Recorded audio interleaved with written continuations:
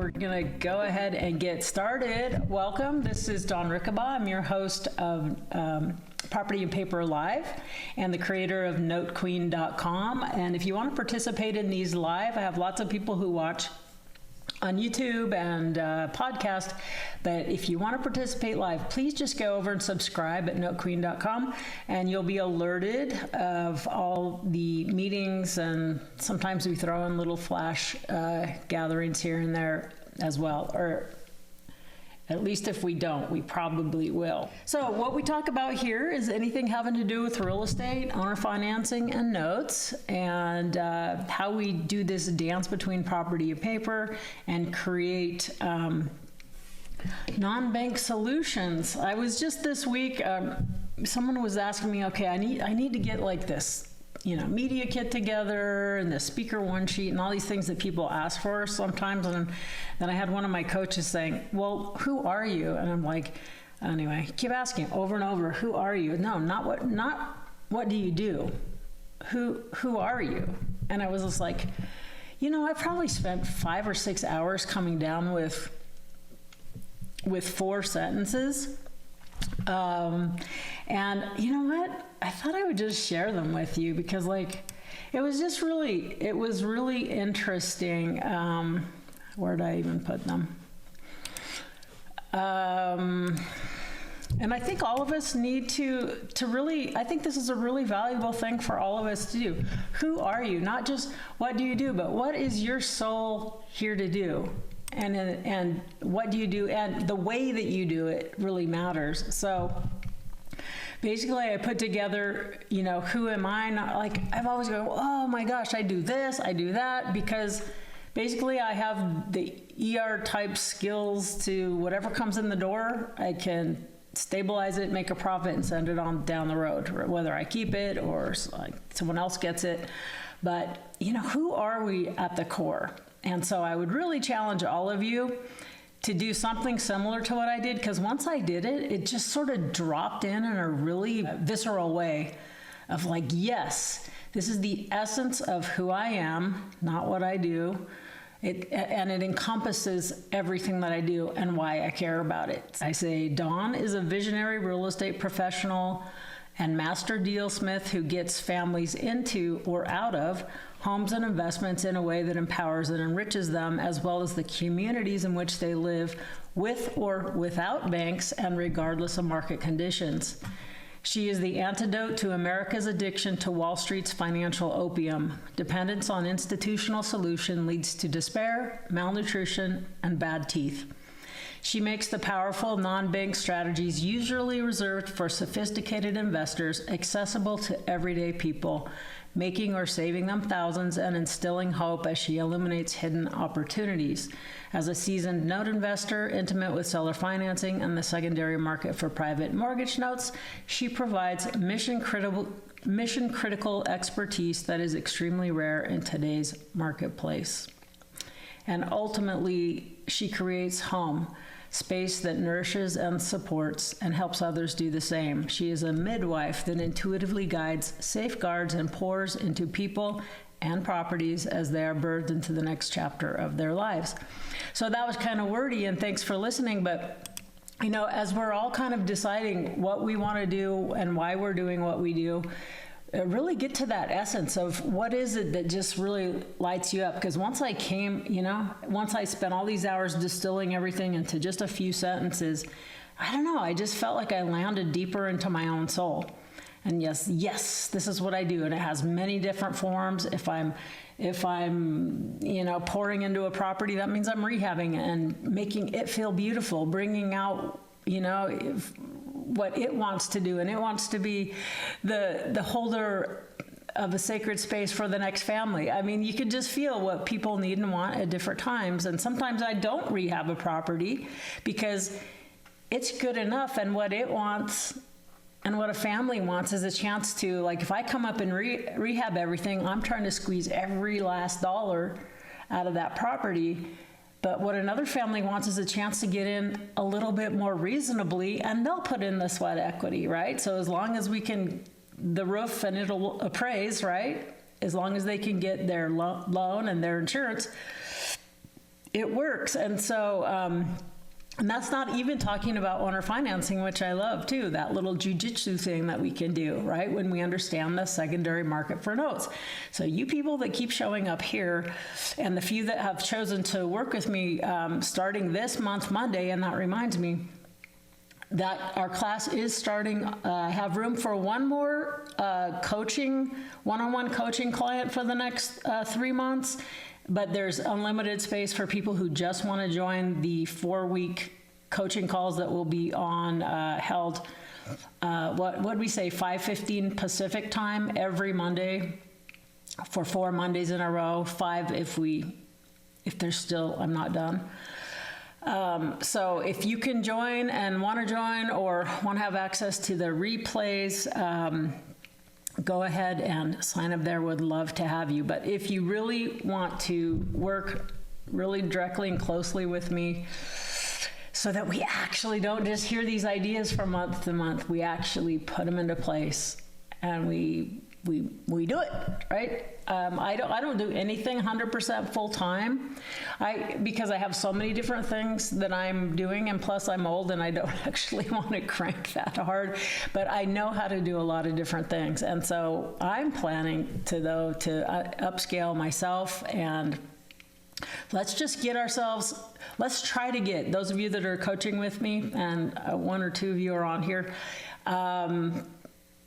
Let's get something under contract. Let's break gravity by the end of the year. And if not, even if it takes a little more time to mature, gonna hit 2026, ready to rock and roll, to change your life, to change other people's lives. But just make sure you're doing it that's in a way that's in integrity for you. Put it in words of why it matters, because you can do a lot of different things to make money, but I think you should. The way to make money that is the most gratifying is if you really care about it and you feel it in your bones that this is a calling almost. And people have different callings. Like, they don't have to care about, let's say these wholesalers, they make hundreds of thousands of dollars a year, and they're good at that. It's not like it's so much a passion, but what that gives them is, I have money to help create a financial fence around my family. I have money to donate to the community, to charitable organizations. And so everyone has a different reason why. So just tap into that. I was also writing some stories up this morning, just a couple of transactions that, why did they make such an impact? You were just buying a house for an investment, right? You just flipped a property. No, it's like the reasons are the stories, the people stories for me. So I just realized that, you can come in, and I just love receiving the energy of the people who are leaving this property for whatever reason, or they have just previously died. And what was their life about, and let it deeply penetrate me. And then who's the energetic match for this, like what I'm dealing with right now? I can't even believe how lucky I am to be involved in this. I just feel so completely honored. But this man who died recently, he was the cornerstone of the whole neighborhood. You guys know the story Brigadoon? Have you ever heard of that? It's not a story. I think it was a play. But anyway, the idea is it's like this place, this village, this community that only shows up one day out of every 100 years. Anyway, it's this total utopian, village, happiness, everything like that it only shows up in this little bubble, and these guys walk into the bubble right at the time of the one day where this Brigadoon place has shown up, and they decide they don't want to leave. So then they only show up in 3D every 100 years. I guess you can have a long life that way. Anyway, he just created this in the midst of the city, and even in a small town like Carson City, Nevada, you can have many different neighborhoods and feelings. But so it's just this one part of the neighborhood on the east side of Carson City.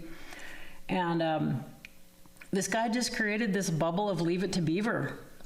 And he set the tone. His house was the first built in the subdivision. And then the person across the street, they bought the second one, and they were just so neighborly, and everyone, I'll tell you what. And so I met with him last year sometime, and I had the most lovely visit with him, and I said, Jim, he really said, well, what can we do together? What can you help me with? I said, Jim, you're perfect right where you are. I can't really do anything for you. I think you're perfect right here. There's no move you should be making right now. And so what will happen when you die, he's feeling his mortality. I said, what will happen? It will be just fine. Your kids will come in and they'll hire a realtor. And so, give me your card. I want my kids to work with you. And I'm like, it's probably not going to work that way, but I really appreciate it. I've had such a lovely time with you. Anyway, fast forward is I get this call, and I didn't even know where it was coming from, but I just go, I usually don't answer my phone. If I don't recognize the number, I go, you're supposed to answer this call. So anyway, long story short, one of the sons was in from Texas, and he's basically leading the charge, and he says, and I looked you up, and I have this letter that you sent my dad, and he put it in the china cabinet with all the other very special things. So we know that he wanted us to work with you. And anyway, we've done all this research with you, and we'd really like you to come on over, before I have to leave town again. When they told the story of the last final moments of him in the hospital, I swear to God, I was crying, and I told my daughters, and they started crying.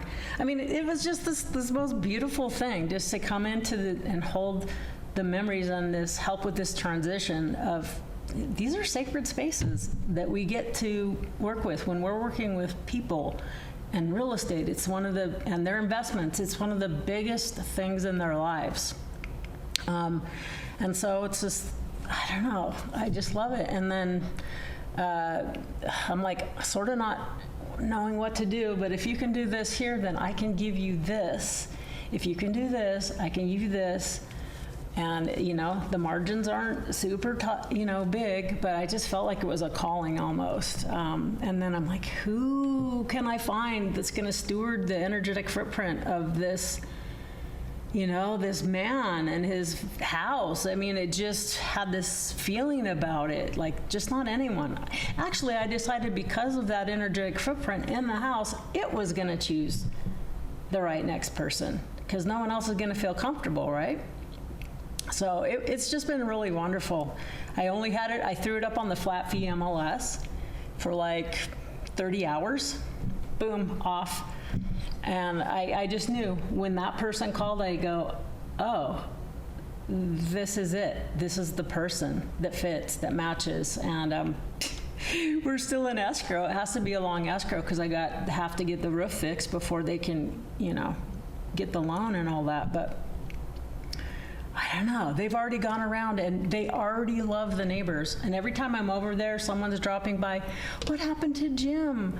We missed the guy that would sit on the porch and wave to us. I don't know. I'm being very sappy this morning. But I think it's important. It's such an important part of just the framework that we have for the business that we do and why we do it.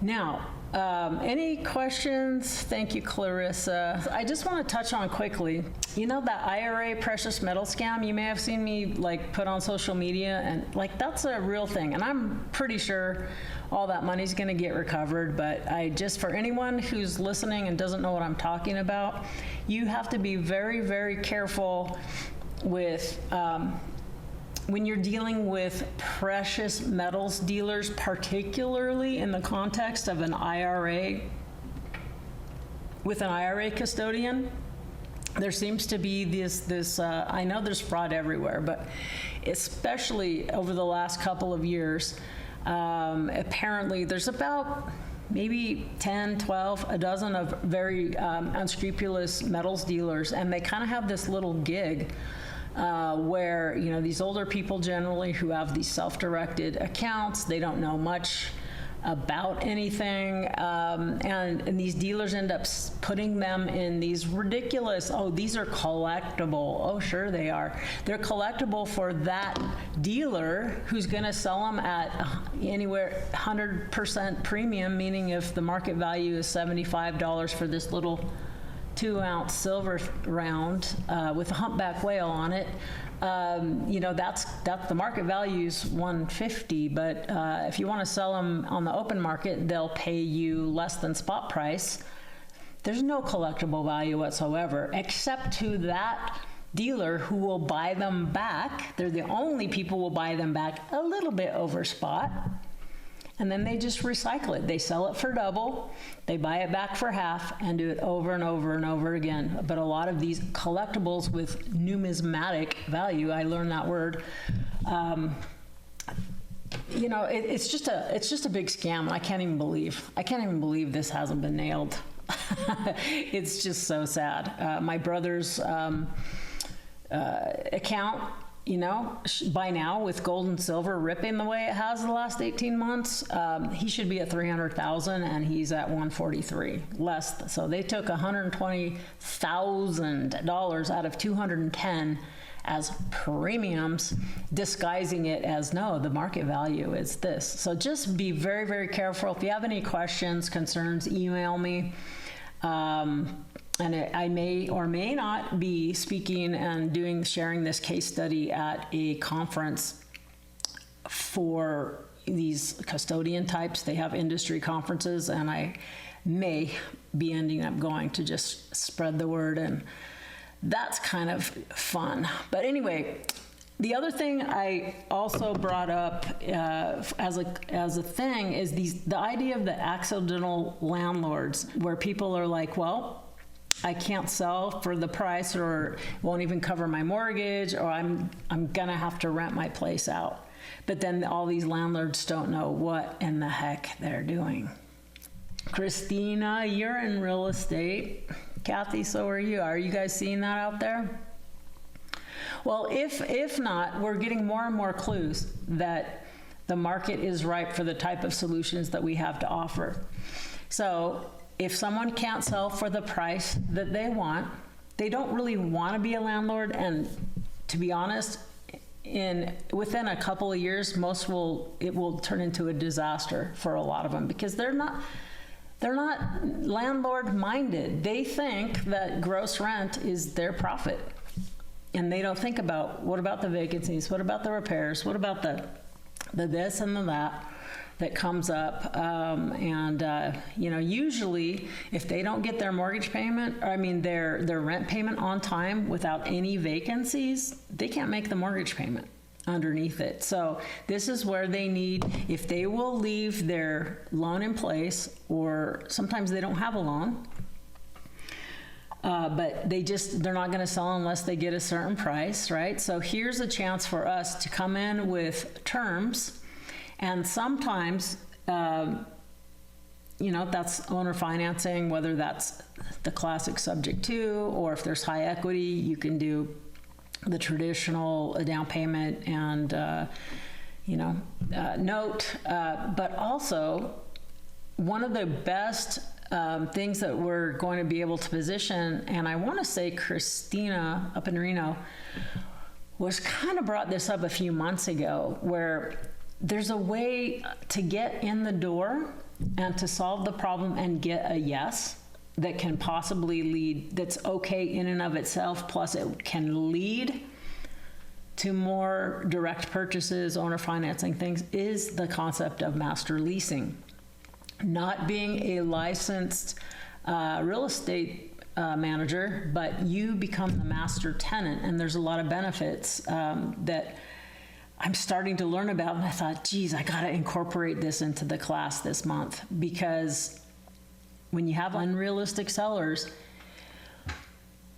we need all the tools that we can get. And there's so many parallels between the advantages of some master leasing as well as the typical owner financing deals that I've been doing for years.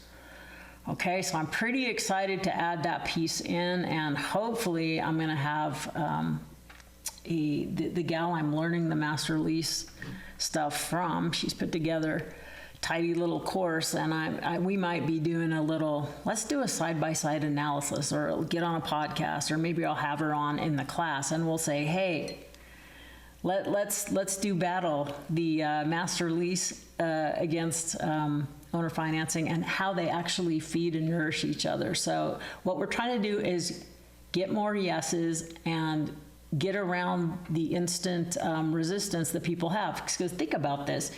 If you say, hey, you're moving out of town and you don't want to get calls every day from a manager, and you don't want to be dinged for all these little things, and have the vicarious liability of having an agent, I'll just be the master tenant, and maybe you make a $200 or $300 spread every month on it. But once they're used to receiving payments from you, they start to trust you, and they like receiving payments. So then you position yourself as the first right of refusal to buy, right? To buy the property, and terms would be so natural. They're already used to getting payments from you, right? So anyway, I'm looking forward to tightening up my understanding of that, because I'm going to have a three-pronged approach that I'm going to be doing, as well as the people that are involved in the class and the coaching starting Monday. So anyway, I'm just all these news items, and what the thing I think is funny is that, you got Wall Street Journal. They came out with that article, which is why I decided to talk about it. All these accidental landlords, and that means that the big guys, because there's more inventory for rent, then it's kind of putting pressure lower on rents in some areas. Excuse me. And so, oh no, those fragile returns that the big boys have, the big corporate landlords have, is starting to be at risk. Anyhow, all right, well, I'm done with my half-hour monologue. So who wants to talk about something? Has a question, has a story to share, something inspiring? What's going on? What questions? Hey, Don, I got one for you. Hey, Rob, how's it going?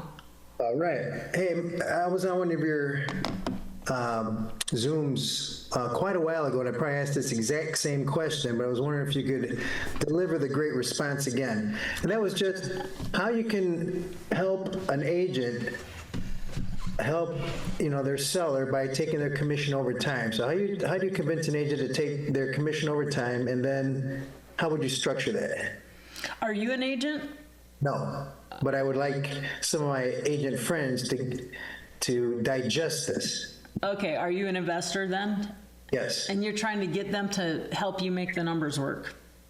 Right? Well, in situations where maybe they have a listing that hasn't sold for a while, well, if you offer creative financing, that might be one way. And then on top of that, pile on that your commission could be taken over time, which might reduce the down payment / eliminate it, depending on how you structure it. Yeah, it actually gives, that can be the deal maker breaker of, you need to get the seller X amount of dollars at closing, and you can't do that and pay the agent their full fee. So how do you get them to do it? Well, it's kind of like, I don't know, are they at the risk, are they at the risk of losing the commission? Is it going to expire unsold? At the point at which they're getting ready to lose it anyway, I think they may be more motivated. And you have to make sure that their broker will allow it, right? The broker has to co-sign this thing. Well, yeah, so I'm actually looking for a way you could structure it so you can explain it to the agent. Here's how that would work. You get X amount per month. Right. So basically, they would hold, let's say, a second deed of trust. They would have a recorded interest, but it would be a junior lien. Dang it, I forgot my earrings. Uh-oh. I hate it when I forget my earrings on the one day a week that I actually put makeup on and do everything. So, anyway, yeah, so it can be great. It's like, hey, if agents, and David Kurtzman, who's often with us, he used to do this all the time. He was his own broker up in South Lake Tahoe. And that's how he he really got in with investors, and he says, you know what, I'm going to need money next month and the month after that just as much as I need it now. So, he got to the point where he had a basically cash flow coming in from several commissions just repeatedly. So they just have to understand that they have to get off of the addiction to the chunk change, and they have to get in the mindset of, hey, you're not only going to make your commission, like a deal's actually going to work, you're going to get paid, but you're going to get paid with interest. And you do a couple of these, shoot, you've got yourself a base salary that you're setting up, just automatic money that drops in. In terms of, making them understand, good luck with that. I mean, like I have said many times, and sadly so, it's rare that you have agents that are really worth their weight in gold on this, that they're actually an asset instead of a liability in some of these creative finances when we're trying to figure out a solution that works. I've had more brain damage trying to get through to realtors than any other single class of people in my career. Hey, Christina, did you have something to say? So where I see opportunities is all the people who have bought homes in 21, 22 with all the great loans now really do not have any equity. Right. So subleasing those, people used to try to Airbnb, and I think that game is just overplayed. Where I see an opportunity is go ahead and do pod splits on those.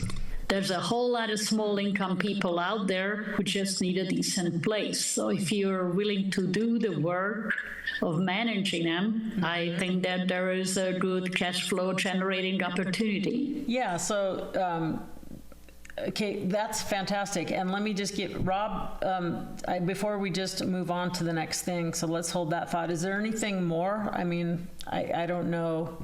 Well, a couple of scenarios you might have had, like, some of the things I've envisioned, we're telling the agent you could take your commission over time, let's just say 36 months, and have it set as such a way that if you had a note buyer want to buy their note that they don't want to wait the 3 years for, that it would generate them a 15% yield.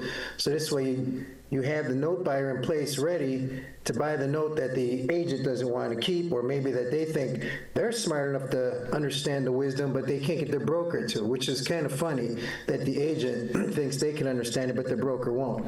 So just wondering if you jump those. Or you can sell just enough of it to get the broker their piece, and then the agent can take theirs over time, right? Yep. But realistically, since it's a low equity, second position, there's not going to be a lot of equity protection. Usually that would just call it off the top of your head, 50 cents on the dollar. Unless there's, a lot more equity than I would imagine on some of these things. But really the thing is for these agents not to discount. Notes are for holding unless you intentionally created them to sell, but don't sell them, because even if you put a nice fat interest rate on them, like 12 or whatever you're allowed to do, sometimes you're going to, depending on the area, you're not going to be allowed to put a real high interest rate on that. Decent, maybe 8, 9, 10, 11, 12, maybe. And not a lot of states will allow that, and sometimes the loans, right, the FHA or what, the lenders won't allow second liens on. So there's some things, not that I think it's a deal breaker, you can't do it or after the fact or whatever, but just know that there's a few things to think about.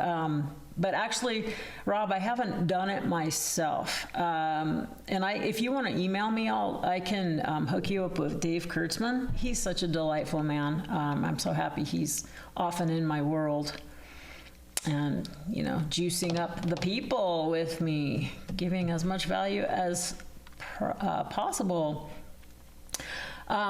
So anyway, so just email me, Rob, okay, and we'll take care of the email situation and get you hooked up with David.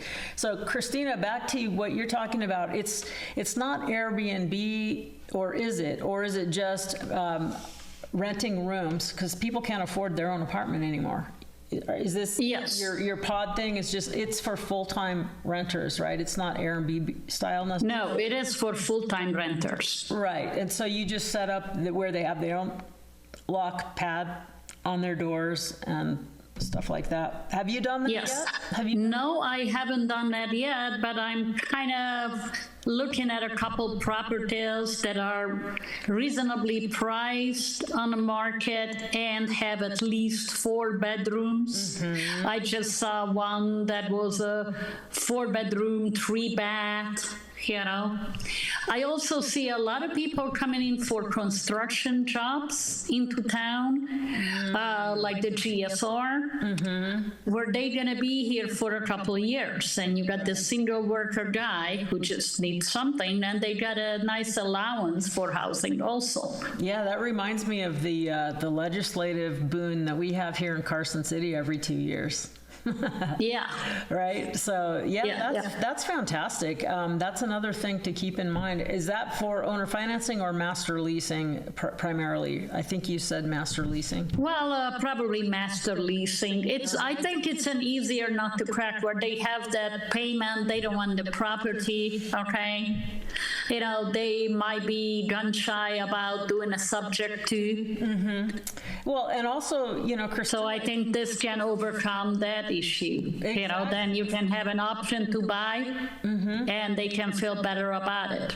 100%. Yeah, I'm on board with this. I wasn't until just relatively recently, and also you can get in with pretty low cost into these master lease situations. I guess if you're going to retrofit, you call them pods or pads.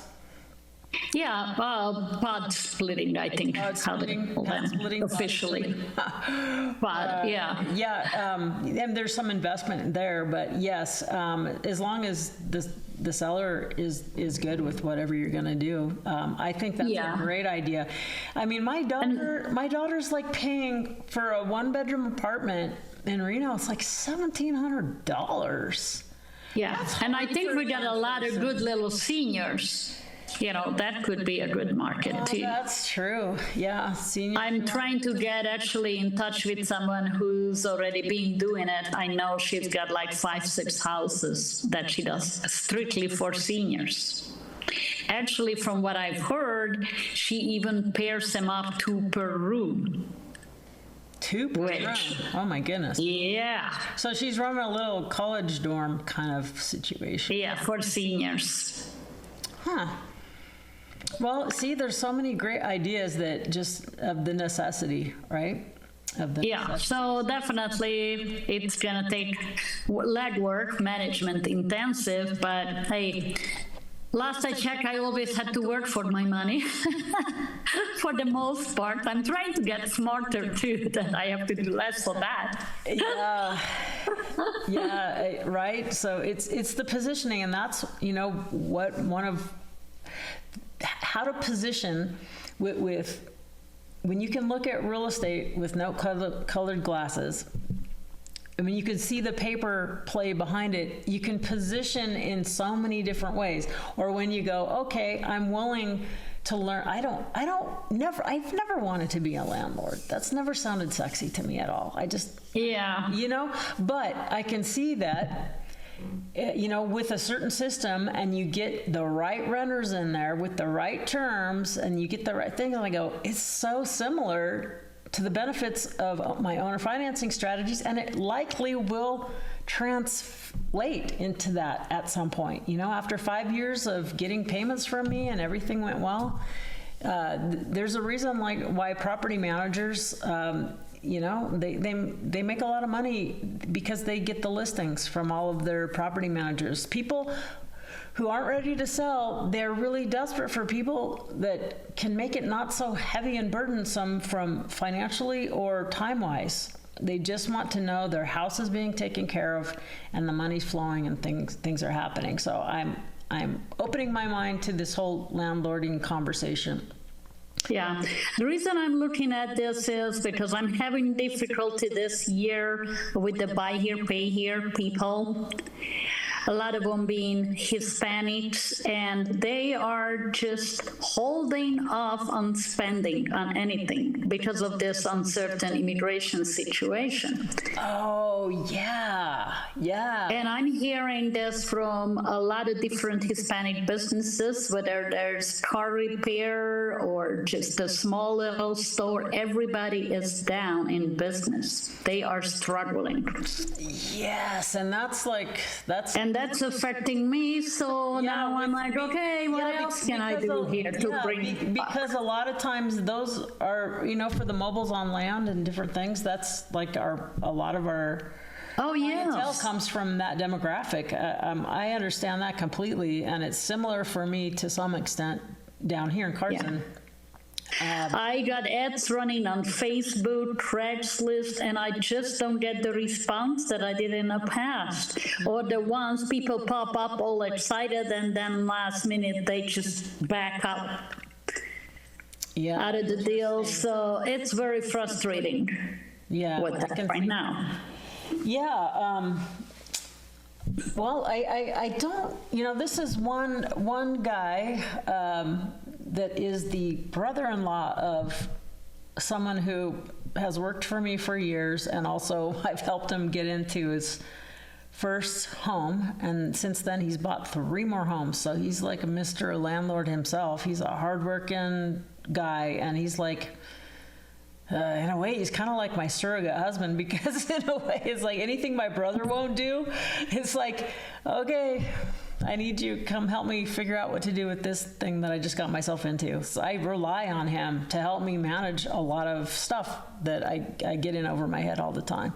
But anyway, he's like, I know you help Francisco get into a lot of properties, and here's this house that I'm looking at that I want. It's had a big price drop from $695 to $595. So we can tell this is a motivated seller that's going like, whoa. Within 45 days, started at $712, now he's down at $595. So I said, okay, well, what do you have? Can you get a bank loan? No, I don't think so. Okay, well, what do you have for a down payment? And he says, oh, I have $50,000. And I'm like, for a $595,000 house? I mean, if you can't get FHA, it's like I said, I looked at it and I'm like, I didn't put it front burner because I didn't take it seriously. And I said, he keeps going, did you look at it yet? And I said, really, it's not going to be worth my time unless you have at least 20% down to have a reasonable chance of having an offer accepted by, a mainstream retail agent and seller. And he goes, okay, yeah, I have that. I have 20% down. Like, okay. And his credit's like 750 plus. And I'm like, well, you should have told me that at first, because now I can work with that. And if not this, something, right? It's very hard to get numbers out of them. You pulling and say, after the 5th round, you say, listen, man, the more info I get, the better I can help you. Help me help you, please. I know. It's just so funny. It's like, because I don't want to spin my wheels on someone who, how hard am I going to work to get him in maybe a lease option, and how am I going to get paid? It's like, but, I actually have some programs where we put them in on a lease purchase, where we get them in with, let's say, 30 plus. And then I work with a partner that does an arrangement where they come in each year with additional down payment. And once they complete that minimum 15%, then he turns it into a 30-year fully amortized. Nice. That's a great deal. Yeah, it's a great deal for everyone. All of those guys are doing well who entered into that. Now I have an interesting little rental in Reno, right on West Plum Lane, where I'm trying to drum up the perfect tenant, small business person, because it's a really cute mid-30s home, which has sunk a ton of money into restoring it. and it's got a great big lot right next to it. And I'm putting the word out to all the small business people I know. Listen, if there's a landscaper, little hairdresser, whoever can run a home-based business, I can guarantee you just by parking a vehicle there with their info can generate more business a month than what they are paying me in rent. Oh my goodness. Yeah, that's good thinking there, Christina. You know, and still, I had it for 2 weeks, and it's like, come on, somebody, I can't believe. Do I want to buy into somebody's business and move them in there? And get a little cut of something? Or Is this it's something like, you have under contract or you well, no, this is something that's one of my long-term holds. long-term holds? Okay. And I had a 9-year tenant who left. Oh, gotcha. So I'm trying to get the next forever tenant who can do just beautifully being there. Well, you know what? You can just land lease that out yourself to someone like, hey, you know what? Just driving from Dayton to Carson, there's lots of road space. Like right as you're leaving Dayton to start going up the hill, there's this big dirt area behind the gas station, and I've got people like there was one of the electricians, Jolt Electric, had a big trailer they just left there accidentally at first because they needed to park it there for some reason, but then they left it there because they got so many calls. So you could do it yourself. So you don't even have to get someone who cares about it, but you could monetize. Yeah, that but this yourself. is like, it's a very unique property because it's right next to Arlington Gardens, and actually it's the only property on Plum Lane that could go commercial if I wanted to rezone it. But I'm not going through that brain damage, so I'm looking for someone who can use it under the home-based business type. So it's not like, I think if I just lease it as a commercial parking lot, half of it, then I might get some objection from the neighbors. Yeah, interesting though. Anybody? Are you and your husband getting along? Well, Because maybe you might want to move in he's there. in Europe, I am here, we're getting along great. Sounds like you could do great there. We buy houses. Put your thing like that. Yeah, so I might do that. I was contemplating just getting a darn little cargo trailer for a few $1,000 and leave it there. But then I'm like, okay, if any of the neighbors starts being sticky about it, then I don't actually live there myself. Maybe I should just say, screw it, do it. Yeah. Ask for forgiveness, not permission. Yeah, exactly. Yeah. Interesting. So, but I got so many things going where really I just love to have a good tenant forever who lives rent free because gets so much business off of it. Those people, I mean, the foot traffic and the vehicle traffic on West Plum. Yeah. It's just huge. And those people don't lift a finger, they hire everything. Well, you got something good there. I'm sure you'll slice and dice it and figure out what works. But thanks for always bringing up. Yeah, so if anybody knows anyone, interesting, find me. Real life things going on. Thank you so much. There's always one. I appreciate you. Thank you, guys. Sure. Zed says, "What's the cost of the coaching program?" Zed, can you email me at dawn@notequeen.com and I'll just give you the link to the little. It's just a simple Google Doc sheet that kind of explains it. There's no sales page. There's nothing like that. It's just like, here's kind of what I'm doing. Here's how to participate. So please email me, Zed. Anyone else that wants to, like I said, we're starting Monday night, and I've got up to a handful of people that are doing the full 3 months of coaching. I think we started at 2, and I said, it's not enough. We got to go all the way through the end of the year to really get enough traction to have the best chances of closing something this year. I mean, that would be so fun, right? Like, just get something under the belt this year is the goal. And if not, it'll be maybe first quarter next year, and you're off and running. And I think the market's going to get a little crazier. Our world is so crazy right now. Everything is so incredibly chaotic and confusing. That's why we just kind of have to find our center, what we want to do, how we want to serve, and what fills us up, and focus on what we're creating. I get sidelined by doom scrolling sometimes, but I'm trying not to. Like, just sit down and write, who am I? And we started the conversation this way.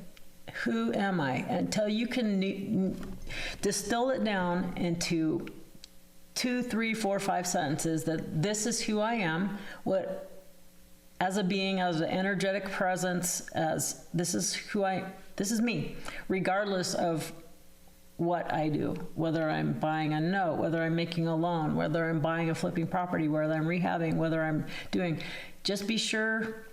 When you get that piece, I mean, I can't believe how good it's felt. And you know how long I've been doing this note queen shtick, you guys? Since 2008. And I just barely distilled everything into this, who am I? I was like floundering, but I can do this, but I can do that. And because I know this, well, I can help this type of person. I can help, of course I can, but who are you and why does it matter? And we are going to rock and roll. So please, anyone who wants to be involved, and of course, if you're listening to this after the fact, because probably this won't be up on YouTube or podcast until Monday. Anyway, you can always join and listen to the replay and still get advantage of taking the live class, because when it's live, you get to ask your own questions, and then everyone who's live gets to make it better, a better recording for everyone else, because who just wants to listen to what I do all the time on here is like a one long monologue. It's just so much better with interaction and dealing with real things, like Christina bringing her real thing, like Rob bringing his real situation and his real questions. That's just so powerful. So thank you so much for your time and attention. Now, as you know, I always end by saying, go out there and create financial solutions, just one mom and pop to another. I'll catch you next time, you guys. Take care. Bye-bye. Thanks, Don. Take Thanks, care. Christina. Do well. Bye-bye. Bye-bye. Bye.